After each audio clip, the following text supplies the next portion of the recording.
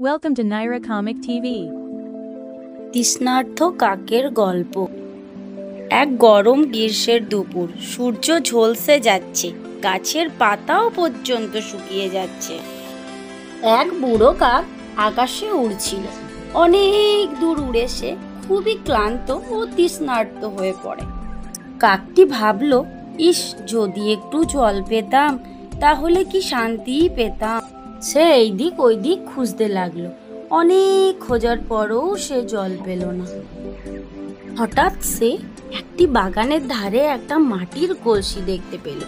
খুশি হয়ে সে কাছে গিয়ে দেখলো কলসিতে অল্প একটু জল আছে, কিন্তু সমস্যা হলো জলের স্তর অনেক নিচে।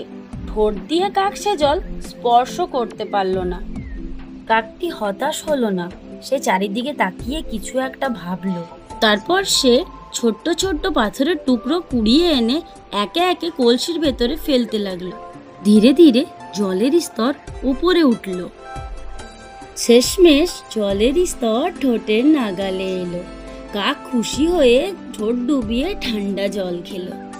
জল খেয়ে সে বলল, বুদ্ধি থাকলেই উপায় হয়। তারপর কাক খুশি মনে আকাশে উড়ে চলে গেল। তাহলে বন্ধুরা, আমরা কি শিখলাম এই গল্প থেকে? বুদ্ধি ও ধৈর্য থাকলে সব সমস্যার সমাধান সম্ভব। এই ভিডিওটা ভালো লেগে থাকলে চ্যানেলটাকে লাইক, সাবস্ক্রাইব করে দিও আর শেয়ার করতে ভুলো না কিন্তু।